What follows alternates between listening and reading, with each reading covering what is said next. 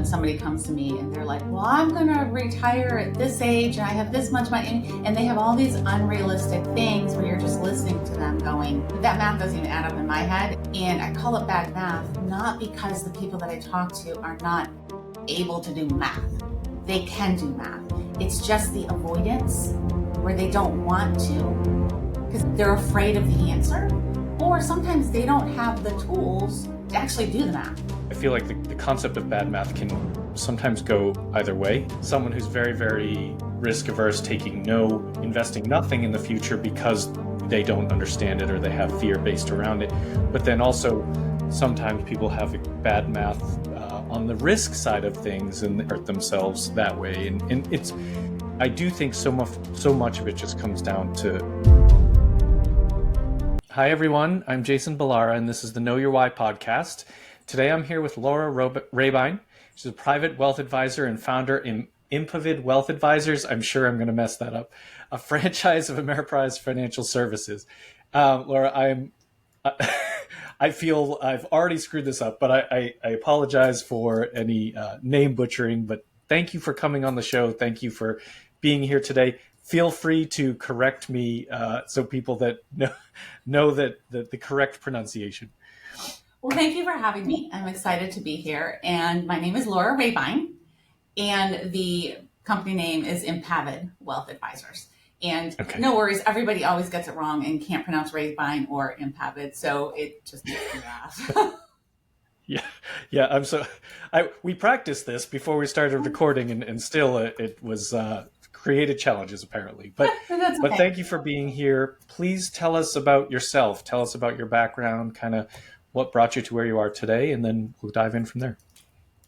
I grew up in rural Michigan, unfortunately a long time ago, but I grew up in rural Michigan, and my mother unfortunately died when I was 12.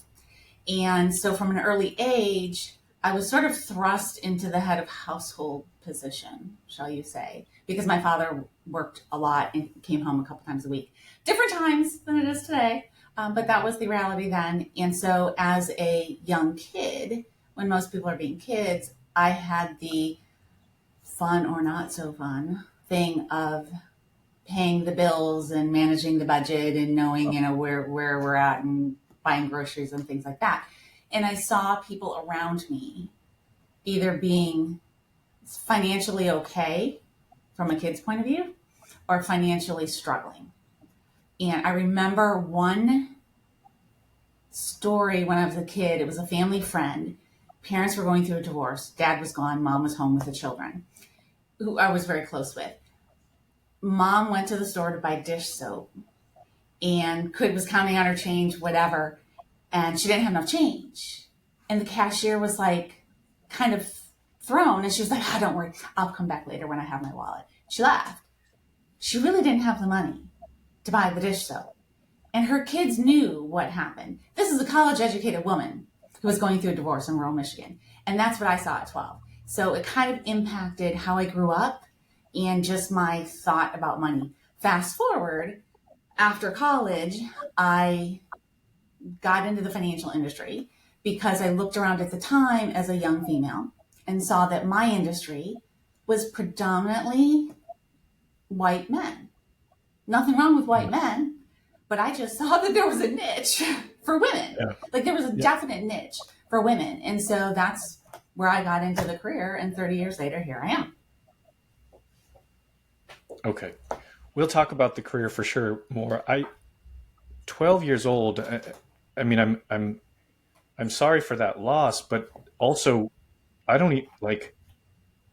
most adults don't know how to handle the finances of a household, as your story of the dish soap demonstrates. Like, how did you figure out, how did you, kind of what was there some sort of resource or mentor helping you manage that?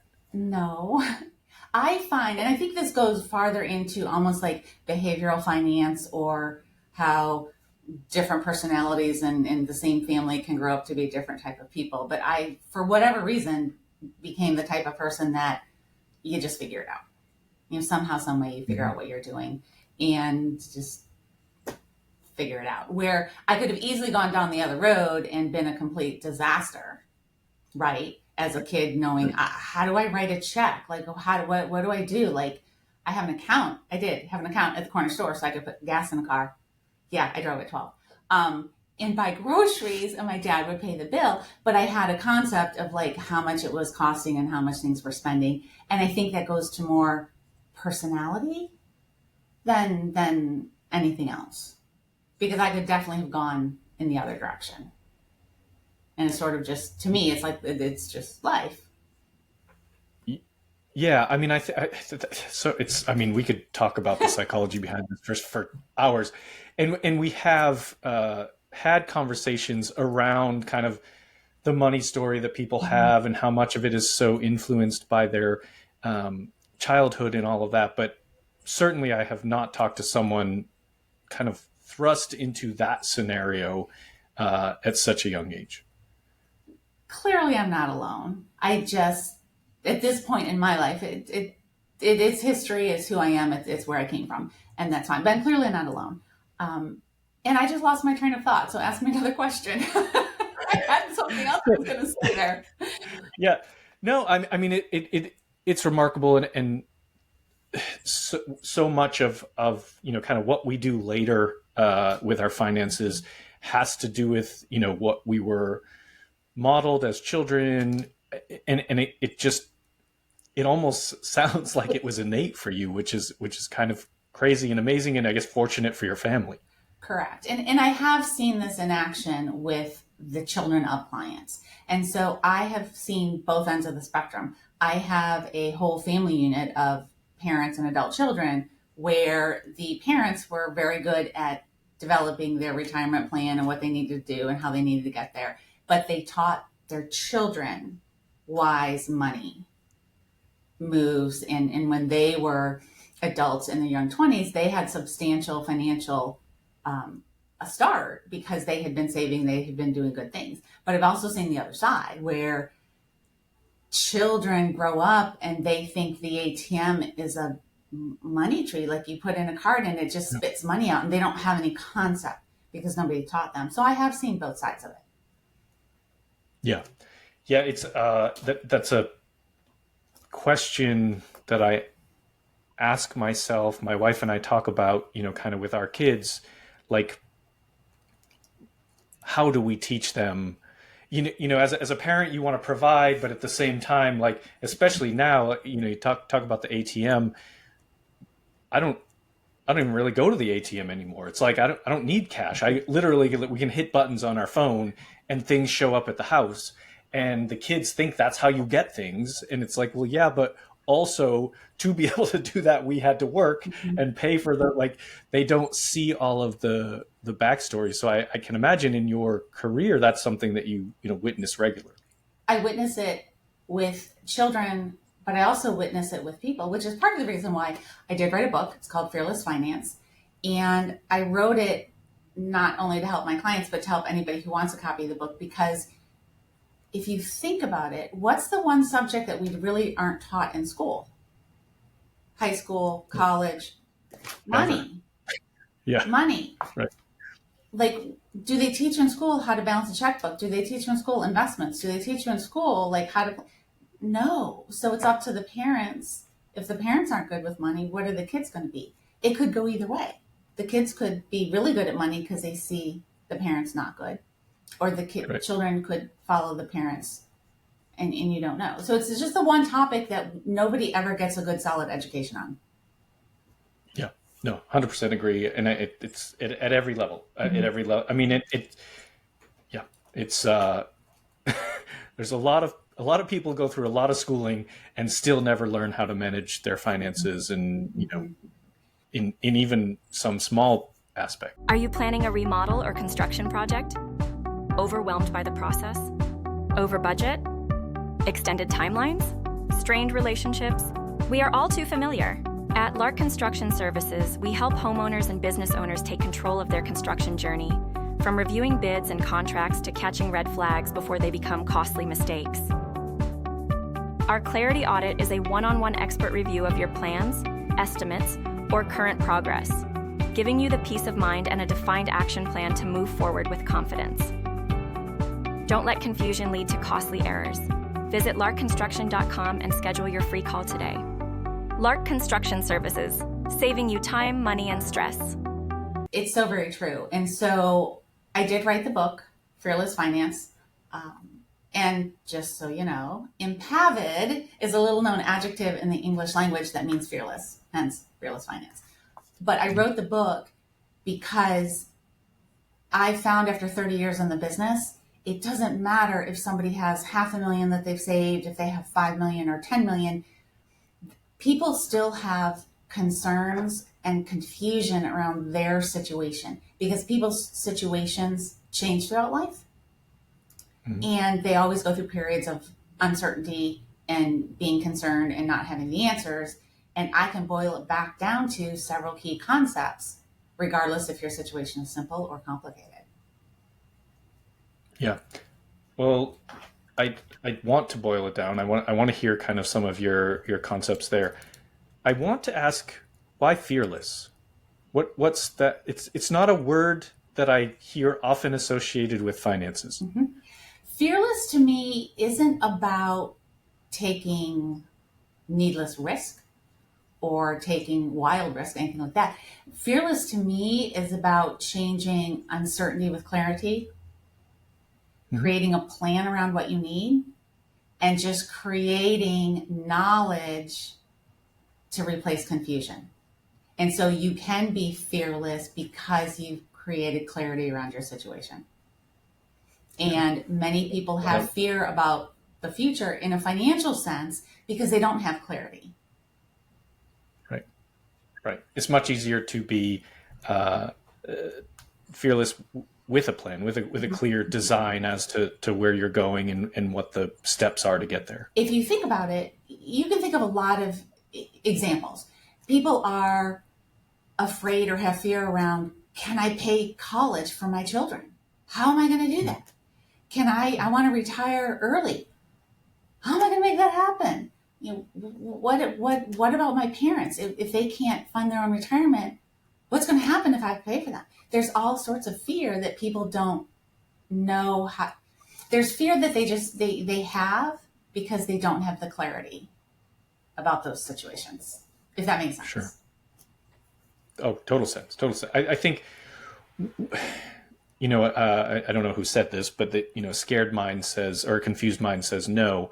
And I think that, as you mentioned, it's not about taking unnecessary risks or doing things that are, kind of reckless, but it's so much gets missed by being fearful and always worrying about, I don't know anything about this, so I'm just not going to do it or whatever, the limiting beliefs that go along with, they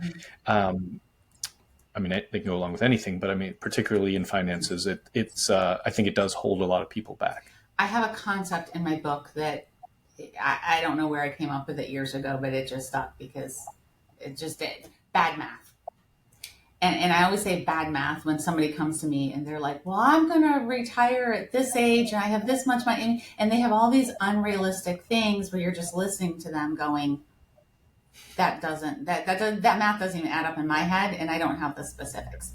And I call it bad math, not because the people that I talk to are not able to do math. They can do math. It's just the avoidance where they don't want to because they don't think, they're afraid of the answer, or sometimes they don't have the tools to actually do the math. So when clients come to me and work with me, I have the software where I've got the tools where I can put the projections into place, where I can show somebody how much they'll need for retirement when we factor in that pesky thing called inflation and that horrible thing called taxes. How much are you going to need? Having that software gives people that knowledge. But if you don't have access to tools such as that, you can have anxiety and fear around it. And so you just want to avoid it and fall into my concept of bad math. Yeah. Well, yeah, it's, it's funny. I feel like the concept of bad math can sometimes go either way. And someone who's very, very risk averse, taking no, investing nothing in the future because they don't understand it or they have fear based around it. But then also sometimes people have bad math on the risk side of things and hurt themselves that way. And I do think so much of it just comes down to knowledge, just a little bit of an understanding and education, and taking ownership of that part of your life, which is like obviously a very big part of life that we ignore. Absolutely. And I've been doing this 30 years now, and I have worked with so many people that I have seen clients come to me where I do the projections. They're in retirement. I look at how much they need, how long their money will last, what it has to earn, and they're taking way too much risk. I remember this one couple in my head, like she would look at her investments every day. Is it up? Is it down? What's going on? And they had enough money that they didn't need to take that risk, and they could reduce the amount that they would expect in return and pull their assets back. I'm like, why are you doing this? Because she didn't have the math. She didn't know that they had enough that she didn't have to take those kind of risks. But I also see it the other side, where people are so conservative that they don't realize how much their money will not grow because they don't have the tools to make those projections. And so bad math many times is just people have that fear, but they don't know how to get the knowledge, which is where a financial advisor comes in. Yeah. So when you work with a client, what is, kind of maybe talk a little bit about your process, how you guide them, some of those key concepts, just a little bit about your approach, because I think it's very individual. And I think people need to really understand with a financial advisor, is it a good fit, basically, like you would with kind of any other coach? Is this a good fit for me to achieve what I'm trying to achieve? Mm-hmm. Absolutely. And the first part is finding that advisor that you have a fit with. And it's somebody that you feel comfortable talking to. You can share anything. You can ask the questions that you think are stupid, which are really not stupid, but you have a comfort level, like you can share what your fears are with them. And then as an advisor with clients, I'm really consultative based. So it's not like I gather all this information and go like behind the scenes like a mad scientist and like crunch all the numbers and then spit something out and say, here it is. Here's a solution. It's more of understanding what clients are afraid of, understanding what they would like to see happen in their life, whether it's educating kids, whether it's retiring on a certain lifestyle, but then also look at the hidden dangers. And there's hidden dangers that people have. If you ignore them, it doesn't necessarily make them go away. It just leaves you vulnerable. Things like inflation, if taxes change, if you need long-term care at some point in your retirement, those types of things. If your parents haven't planned and are going to rely upon you. So there's these hidden things that come up, and understanding what's going on with the client situation helps me understand what they're concerned about. And then I can take the financial pieces and just do the boring stuff to most people and do all the number crunching to kind of come back and say, based on what you want to do and based on what you currently have, how it's invested, how it's saving, here's where you will be down the road. Say that 3 times fast. And here are the risks that you have. So then that way a client can decide, what do I want to do with risks? Do I want to do something to make them go away? Do I want to just absorb the risk? What do I want to do? And am I happy with where I'll be down the way? If not, what are my options? Save more money, take more risks, change my expectations, and those types of conversations. So it's very consultative, because as people see the numbers, they might say, oh, I'll just work longer, or, oh, I really will save more, or they'll change what they're doing based on what the numbers show. Yeah, I would imagine it's, some percentage numbers and very specific objective values and outcomes, but also a large percentage of it is probably therapy. And you say consultative is probably the better word, but I think it is there's so much emotion tied to Money. these topics. People often avoid them, but like whether you're avoiding it because you're afraid to talk about it or you're talking about it, you may still have that, those emotions associated with it. And I would guess that some people don't want to have that conversation with a financial consultant because they're afraid they're going to find out something that is not favorable to them. And, many people come to me where they feel like they're going to find something out that's not favorable to them. However, they at least want to know so they can say, tell me what I should do differently that will help me. Yeah. And so it is very consultative because there's more than one solution to any issue. So if you're looking at, where do you want to be in retirement? You can work longer, you can save more, you can take more risks. There's multiple things you can do, but it's a matter of what do you want to do. And when I wrote the book and the concepts in the book, it goes back to the same basic things. Measure your money against a job it needs to do someday is my main thing.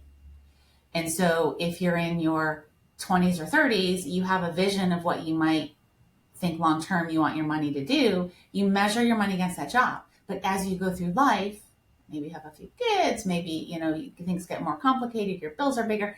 That vision of the goalpost down the way might change, and you have to continue to go back and revisit it. And having this financial advisor in your corner to revisit those numbers is important. And of course, I'll say that because I'm a financial advisor, but I think it is important because it helps give you the information. Yeah, 100% it's important. I think I'm not a financial advisor, and I agree with you. So there's certainly a value to that. You talked about kind of shifts in priorities and maybe whether it's kids or whatever, job changes, things like that. One thing that I've always found is, or something I'm passionate about is people understanding that your time is, the earlier you start on these things, it's so much. I mean, it's exponentially easier the earlier you start, and I feel like you can't stress that enough. Like as a person who started kind of this journey not too late, but later than I wish I had now, I think that it's the value you can get by kind of getting these plans in place at a much younger age, even if you don't feel like you have a lot. I think a lot of people at a young age avoid it because they're like, well, I don't really have any extra money to set aside or whatever. Little bits of money equal large bits of money later. Right. Mm-hmm. Mm-hmm. Yeah, that's exactly it. That if you don't need a lot of money if you start at 20 or 25, you need a lot of money if you start saving for retirement at 50 or 55. So it's a very different. The power of that time is kind of just hard to fathom, but it's very important. It's hard to fathom unless you actually look at the effect, if you do the mathematical calculations. But along with that, to me, what's important is starting early and figuring out the numbers, whether you do it yourself, whether you find somebody like me that can run the math, because life changes. You might start out saving for yourself.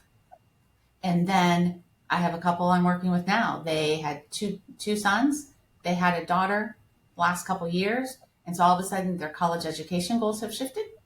Oh, they decided they want to build a vacation home. Okay, so they got the lot. That wasn't even on the radar 10 years ago. 10 years ago, it was just saving. Now all of a sudden we have a second home and everything that goes in that. Now we have 3 children, not 2 children. Life changes. So you constantly need to go back and revisit, measure your money against a job it needs to do someday. So if you're later on in life where you have children and your goals have changed, if you have been saving all along, then we now measure where are you at now and where does like the vacation house, where does that take in the priority of goals, and how do we make sure you get to do that, but your kids get educated to the level that you want to support and you still have your funding retirement. So how do you juggle more of that complication. It still goes back to measure your money against a job it needs to do someday, which is what I tell everybody, regardless of situation. But our lives constantly change, good or bad. Yeah. Like, I mean, I've had bad where unfortunately a spouse passes away and they're the major breadwinner. And so everything is turned on a dime, and all of a sudden the money's different, the life is different. And we have to say, okay, now what? But I've also had it flip the other way where somebody was widowed and she had her plan in place. She was on her path for retirement, met a man 10 years younger, and we had to go back and measure now that job her money must do, because there's a life expectancy difference, because there's an age difference. So life is never a straight line. It's always these ups and downs where you have to keep going back and looking at it. Yeah, 100%. It's where you are now very likely is not, the scenario you'll be in 5 years or 10 years or longer. And if you start taking that action early on, it's probably gonna compound the change that you have as well, because you're like, oh, I didn't imagine I would have, X amount set aside at this age, but now I do. And so I can revisit, like you said, in a good way. Okay, well, what am I doing? I started early, so now I don't actually need to funnel so much into this, and I can, look at other assets or, whatever the case may be, the vacation home, like you mentioned. Mm-hmm. Absolutely. It's just a constant reevaluate, rerun the numbers and projections as life changes, because we all have changes in life. Sometimes it's good, sometimes it's bad, but you have to take a look at, okay, where am I now based on what's happening today and what I want to see in the future.